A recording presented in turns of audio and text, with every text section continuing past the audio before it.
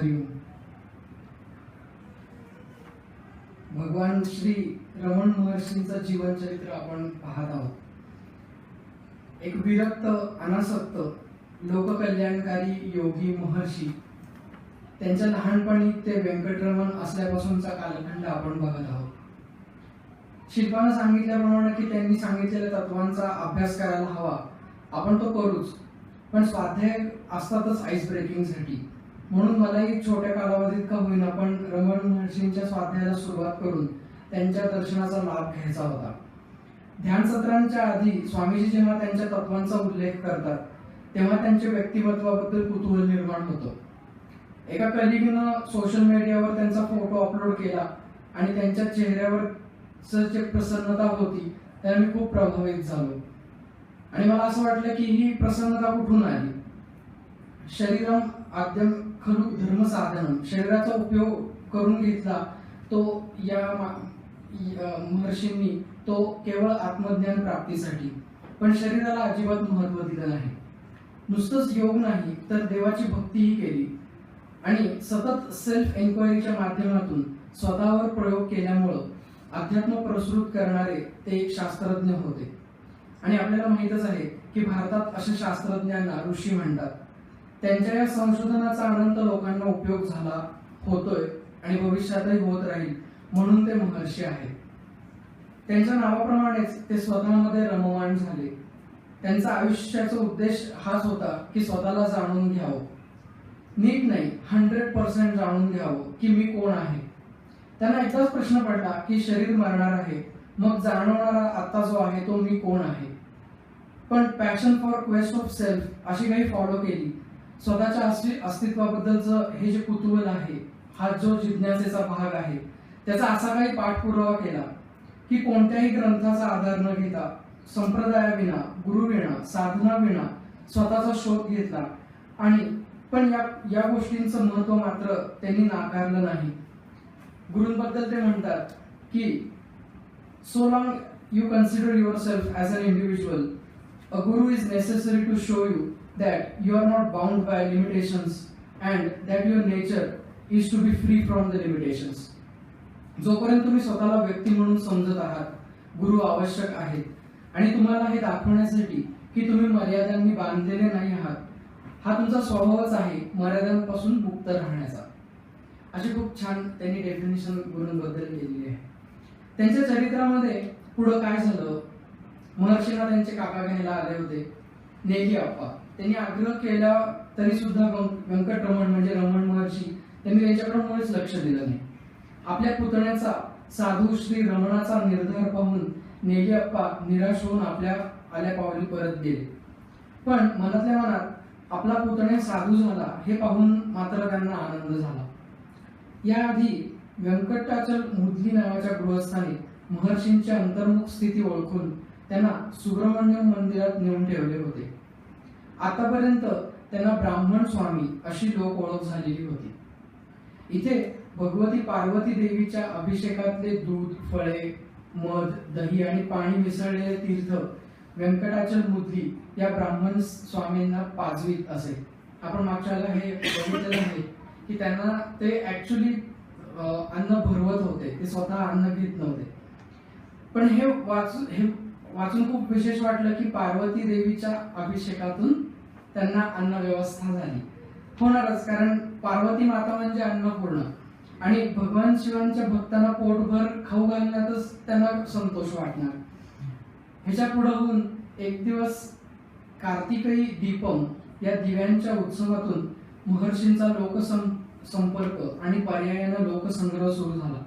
तिथं हा एक कार्यक्रम असतो कार्तिकेय दीपम म्हणून की तिथे एक ज्योत पेटवली जाते आणि त्याचं दर्शन घेणं खूप लाभदायक मानतात. तिथं खूप लोक येत होते आणि त्यांना या ब्राह्मण स्वामींचं अट्रॅक्शन वाटायला लागलं आणि ते त्यांचं भेट घेऊ लागले, त्यांना नमस्कार करू लागले, त्यांना ते साष्टांग दंडवत घालायला लागले.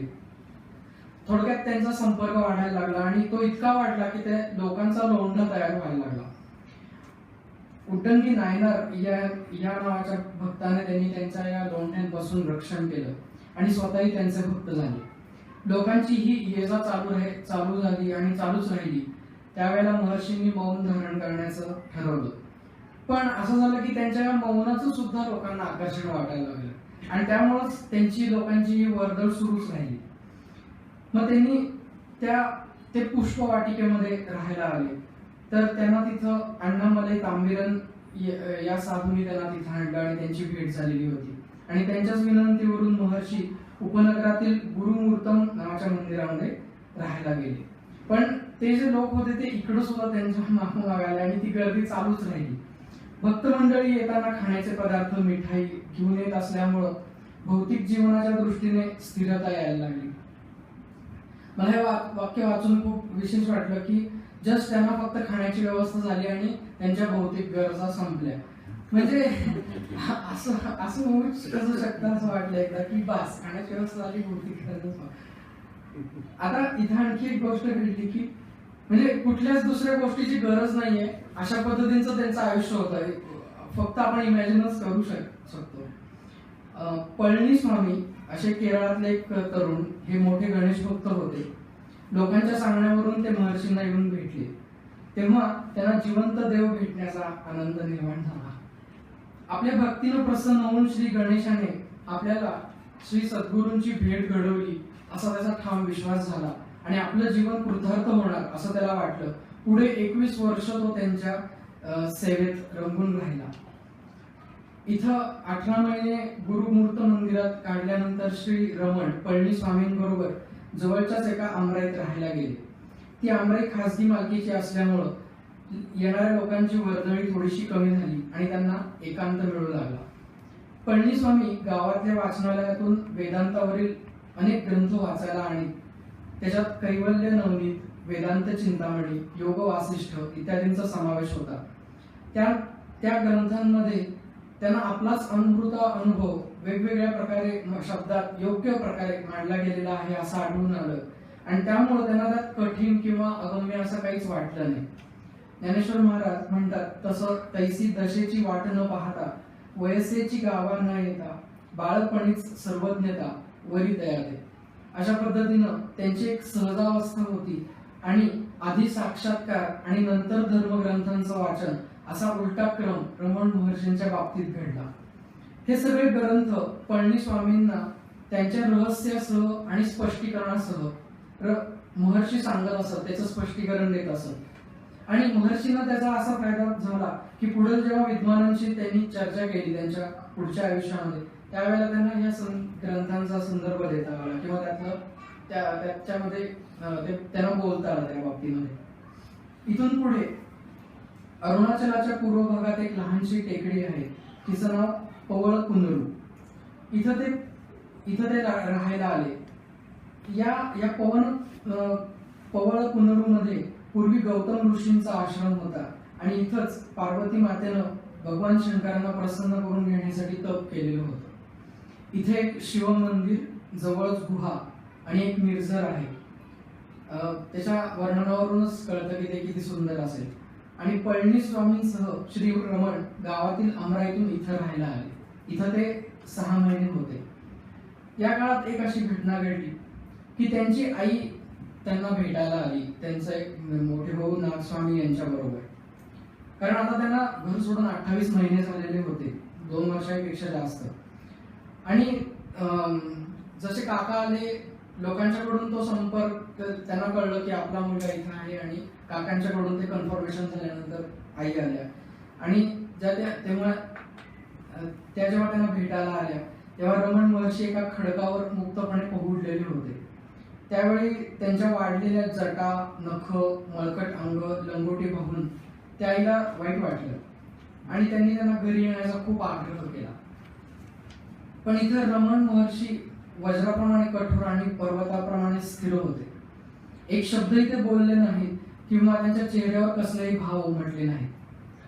त्यांची आई शेवटी रडायला लागली आणि हे महर्षींना बघवलं नाही म्हणून ते हळूहळू चालत तिथून निघून गेले, जायला लागले. मग त्यांच्या आईनं जवळच्या भक्तजनांना विनंती केली की निदान ऍटलिस्ट त्यांच्याकडे बघा तरी, म्हणजे आईच्याकडे, आणि त्यांना काहीतरी सांगा तरी. तेव्हा एका भक्तानं हे त्यांना सांगितलं की तुम्ही तुमच्या आईला थोडंसं सांगायला पाहिजे, काहीतरी त्यांना तुम्ही प्रत्युत्तर किंवा काहीतरी सांगायला पाहिजे. त्यावेळेला महर्षीने एका कागदावर लिहून दिलं की प्रारब्ध मार्गानुसार सारं काही घडतं, जे घडायचं असेल तेच घडतं, जे घडायचं नसतं ते कितीही जोराचा प्रयत्न केला तरी घडत नाही, तेव्हा माणसानं शांत राहणं हा उत्तम मार्ग. हे वाचून त्यांची आई मदुराईला परत गेली आणि त्या गेल्या याचा महर्षींना खेद किंवा खंत वाटला नाही. या घटनेतून असं समजतं की महर्षींची साधना पूर्ण झालेली होती. स्वतःच्या कुटुंबाला एवढ्या कालांतरानं बघितल्यानंतर पण त्यांना त्याचा लोभ वाटला नाही किंवा स्वजनांना बघून पुन्हा भौतिक जगाबद्दल आकर्षण वाटलं नाही. ते स्थितप्रज्ञ झालेले होते. सर्वात महत्वाची गोष्ट म्हणजे त्यांना परत बोलवणारी त्यांची आई होती. आईवर प्रेम नव्हता अशाचा भाग नाहीये. खूप नंतर जेव्हा आईचं निधन झालं तेव्हा तिच्या समाधी शेजारी त्यांनी स्वतःचा आश्रम हलवला, इतकी त्यांच्या आईवर प्रेम होतं. पण मग लोकांमध्ये जर ते मिसळत होते तर मग आई बरोबर का नाही ते राहायला गेले? तर याचं कारण असं की इथं स्थान महात्म्य आहे. हिमालय जर शिवाचं वसती स्थान असेल तर अरुणाचल प्रत्यक्ष शिव आहेत असं त्यांनी सांगितलेलं. प्रत्यक्ष शिव तिथं साधकांना योग शिकवतात असा एक तिथं भाव आहे. आणि भगवान रमण महर्षींना सुद्धा इथंच शिवांनी स्वतःला कनेक्ट केलं असं वाटतं योगाच्या माध्यमातून. माता पार्वतीनं अन्नपूर्णेनं त्यांची अन्न व्यवस्था केली. कार्तिकेय स्वामींच्या दीपोत्सवानं त्यांना लोकसंग्रह दिला आणि गणेश भक्तांचं निष्ठावंत अनुयायात त्यांचं रूपांतर झालं. सो भगवान शिवशंकरांची पूर्ण फॅमिलीच त्यांच्या आजूबाजूला आहे की काय असं आपल्याला इथून वाटून जातं. या स्थानमहात्म्यामुळेच महर्षी आईसोबत परतले नाहीत आणि म्हणून पुढे आईच त्यांच्याजवळ राहायला आली. आता हे आई राहायला आली नंतर काय झालं हे आपण पुढच्या स्वाध्यायांमध्ये बघू. पण मागच्या वेळेला शिल्पाने एक खंत व्यक्त केलेली होती की त्यांचे विचार आपल्याला बघायला मिळत नाही. सो एक असा विचार केला की आपण थोडेसे त्यांचे विचार बघूयात आज. महर्षी खूप मोठं व्याख्यान असे देत नव्हते, त्यांचा तो स्वभाव नव्हता. मी मगाशी बघितल्याप्रमाणे आईशी सुद्धा बोलताना त्यांनी मौन धारण केलेलं होतं. भक्तांच्या सांगण्यावरून त्यांनी जी ग्रंथसंपदा निर्माण केली त्याचे आकार सुद्धा छोटे आहेत. छोट्या छोट्या ग्रंथांमध्ये त्यांनी रचना केलेल्या आहेत. पण थोडक्या शब्दात खूप महत्वाच्या गोष्टी ते सांगायचे. स्वतःच्या देहाबद्दल किंवा कोणत्याही देहाबद्दल ते असं म्हणतात, this insentient body does not say I. त्याचा अर्थ असा आहे की मी असं म्हणू न शकणारा असा हा देह आहे. त्याचा अर्थ असा आहे की देह स्वतःहून मी म्हणत नाही. आपल्याला जे कळतं मी तो वेगळा आहे. Does an ornament of gold exist apart from gold? Can the body exist apart from the self? The ignorant one thinks I am the body. The enlightened knows I am the self. सुवर्ण अलंकार सुवर्णापेक्षा वेगळा असू शकेल काय? देह स्वतःपासून वेगळा राहू शकेल का? अज्ञानाला असं वाटतं की मी म्हणजे देह. साक्षात्कारी व्यक्तीला हे माहित असतं की मी म्हणजे मी स्वतः. कॉन्शियसनेस म्हणजे जाणीवेच्या बाबतीत ते असं म्हणतात, pure consciousness is indivisible. It is without part. It has no form and without. There is no right or left of for it. Pure consciousness which is the heart includes all and nothing is outside or apart from it. That is the ultimate truth. शुद्ध जाणीव ही अविभाज्य असते. तिचे भाग नसतात. तिला कुठलाही आकार नसतो. तिथे डावी उजवी अशी बाजू नसते. शुद्ध जाणीव हीच मध्यवर्ती गोष्ट आहे आणि तिच्या बाहेर असणारी किंवा तिच्यापासून वेगळी असणारी अशी कुठलीही गोष्ट नाही. तेच अंतिम सत्य आहे. As there is no second thing to know that which is the conscious, we are that. दुसऱ्या व्यक्तीला कळणार नाही की आपल्यातला आपण कशाला म्हणतो. ती जाणीव आहे आणि तीच आपण आहोत. डेथ म्हणजे मृत्यूच्या बाबतीत ते असं म्हणतात, owing to I am the body notion, death is feared as being the loss of oneself. Birth and death pertain to the body only, but they are superimposed on the self. Forgetfulness of your real nature is the present death. Remembrance of it is the rebirth. It puts an end to successive birth. Yours is the eternal life. It is the loss of awareness the consciousness is feared, not the loss of disease body. मृत्यूच्या बाबतीत ते म्हणतात, मी देह आहे ही धारणा ठेवल्याने मी जाणार ही भीती वाटते. तिथे मृत्यूचे भय वाटते. जन्म आणि मृत्यू देहाचे होतात, पण ते स्वतःवर आरोपिलेले असतात. स्वतःचं खरं स्वरूप विसरणे म्हणजेच मृत्यू, आणि आठवणे म्हणजे पुनर्जन्म. ते पुढच्या जन्मांना आळा घालते. तेच तुमचे शाश्वत जीवन आहे. स्वतःच्या जाणीवेबद्दल माहिती नसण्याची भीती आहे, देह जाण्याची नाही. एनलाइटनमेंट म्हणजे साक्षात्काराबद्दल ते म्हणतात, the ignorance is to think I am the body. The enlightenment is to know I am the self. मी देह आहे असा विचार करणं म्हणजे अज्ञान. साक्षात्कार असा की ज्यामुळे कळतं की मी म्हणजे स्व. फिअर म्हणजे भीतीबद्दल सांगतात. आपण आताच अभयम अशा गुणांचा आपण अभ्यास करत होते, त्याच्याशी लिंक होऊ शकतं. Be the self, there is no second thing to cause you fear. स्वतः होऊन राहा म्हणजे दुसरी अशी कुठली वस्तूच राहणार नाही की ज्याची तुम्हाला भीती वाटेल. देव म्हणजे गॉड बद्दल ते म्हणतात, if bye ourselves one mean one's body, then there is a creator. But if you mean the pure self, then there is nothing but it. आपण जर देह आहोत तर नक्कीच त्याचा निर्माण करता आहे, पण जर आपण शुद्ध जाणीव आहोत तर ते सोडून काहीच नाही. अशा प्रकारे when the wrong identification ceases, the master will be found to be the self. अशा पद्धतीनं चुकीच्या वस्तूंची ओळख आपण करून घेतली आणि ती संपवली की स्वतःच आपण गुरु आहोत असं म्हणायला हरकत नाही. हॅपीनेस म्हणजे सुखाच्या बाबतीत ते म्हणतात, the search for happiness is an unconscious search for the true self. The true self is imperishable. Therefore, when a man finds happiness which does not come to an end, happiness lies within and without. सुखाचा शोध म्हणजे अजाणतेपणानं केलेल्या खरा स्वतःचाच शोध होय.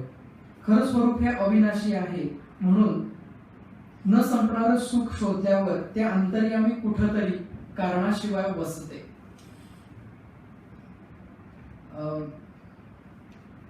Haven म्हणजे स्वर्गाच्या बाबतीत त्यास म्हणतात की स्वस्वरूपाचे ज्ञान हाच स्वर्ग आणि स्थैर्य आणि परमानंदाचे वसतिस्थान. कर्माच्या बाबतीत ते म्हणतात की जोपर्यंत आपण कृतीशील आहोत तोपर्यंत त्याचे परिणाम आपल्याला भोगायला लागतील. आणि स्वसंशोधनातून एकदा हे कळलं की आपण करता कोण आहे, मी स्वतःच आहे, कोणी कृती करत आहे ही भावना जाते आणि कर्मापासून मुक्ती मिळते. परिणामी मिळालेली मुक्ती शाश्वत असते आणि साक्षात्कार होत नाही तोपर्यंत कर्म, कृती आणि परिणाम. साक्षात्कार झाल्यानंतर कर्म नाही, जग नाही. ध्यानाच्या बाबतीत ते सांगतात, खरं सांगायचं झालं तर ध्यान म्हणजे स्वतःमध्ये अनाहतपणे राहणे. पण जेव्हा मनामध्ये विचार येतात आणि त्यांना घालवायचे प्रयत्न होतात त्याला ध्यान म्हणतात. उरता ते तुम्ही, हाच उद्देश आहे. विचार जेवढे लांब ठेवू तेवढे ध्यान लागते. ध्यान करणारा कोण आहे हा प्रश्न प्रथम विचारा. ध्यान करणाऱ्यामध्ये राहा. ध्यान करण्याची गरजच नाही. ध्यान हे एकाच विचाराला धरून असते. ध्यानात येणारे सर्व अनुभव या फक्त मानसिक समजुती असतात. ध्यान आलं की मन आलंच. मन हा विचारांचा समूह मात्र आहे. मन म्हणजे नुसते विचार. सर्व विचारांमध्ये स्वचा विचार हा मूळ आहे, म्हणून मन हे मीचा विचार मात्र आहे. थोडस इथे जरा कॉम्प्लिकेशन होतं की मन हेच स्व आहे. आपण थोडासा याच्यावर चिंतन जर केलं तर आपल्याला हे विचार एकदम पटतात आणि ते खूप छान वाटतात. निर्वाण या बाबतीत ते सांगतात की निर्वाण ही परिपूर्णता आहे. अशा परिपूर्ण अवस्थेत न करता असतो न वस्तू. बघण्यासाठी काही नसतं, अनुभवण्यासाठीही काही नसतं. बघणं किंवा जाणणं या मनाच्या क्रिया आहेत आणि निर्वाणामध्ये मी आहे या स्वतःच्या शुद्ध जाणीवेचा आनंद असतो. शांती जी निर्माण होते ती खरी आपली प्रकृती आहे. ती मिळवण्याची गरज नाही. आपले विचार मात्र रोखले पाहिजेत. शांती प्राप्त करण्यासाठी गप्प बसणं एवढंच आवश्यक आहे. सत्यात उतरते ते स्व.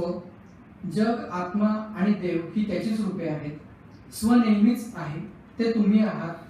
तुम्ही सोडून काही नाही, तुम्हाला सोडून काही असू शकत नाही. काहीही नसणं म्हणजे मात्र स्व नव्हे. स्वचा बोध घेण्याबद्दल ते म्हणतात की बोध घेणे हा एक प्रकारे गैरसमज आहे. लोक अशा चुकीच्या समजुतीमध्ये असतात की ज्यामध्ये स्व हा मी नसतो आणि खोटं खरं असतं आणि त्याच्यातून आणखी एका गैरसमजाला ते घेतात की स्वबोधानं हा माझा जो खोटेपणा आहे तो दूर होईल, हा असं त्यांनी सांगितलेलं आहे. सो बोध हा सुद्धा त्यांच्यासाठी एक इल्युजन आहे असं ते म्हणतात. कारण वास्तविक पाहता स्व हा नेहमीच स्व असणार आहे आणि त्याला बोध करण्यासाठी अशी कुठलीच गोष्ट नसते. कुणी कुणाचा बोध घ्यायचा आणि कसा, जेव्हा सगळं स्वतःमध्ये स्थित असतं आणि स्वशिवाय दुसरं काहीच नसतं. आत्म्याच्या बाबतीत ते म्हणतात की शेवटी खरोखर काय होतं तर स्व, जग, आत्मा आणि देव ही त्यातली प्रतिबिंबे आहेत. मग दुःख आपल्याला जे जाणवतात त्याच्याबद्दल ते म्हणतात की सर्व दुःखांचं कारण मी आहे, मी देह आहे ही धारणा आहे आणि स्वतःला समजून घेतलं की दुःखांचा नाश होतो. जे दिसतं विश्व त्याच्याबद्दल ते म्हणतात की विश्व ही मनानं तयार केलेली गोष्ट आहे आणि तिचं मनात अस्तित्व कायम राहतं. ती बाह्य वस्तू म्हणून मोजता येणार नाही. विश्वापर्यंत पोहोचण्यासाठी स्वपर्यंत पोहोचणं आवश्यक आहे.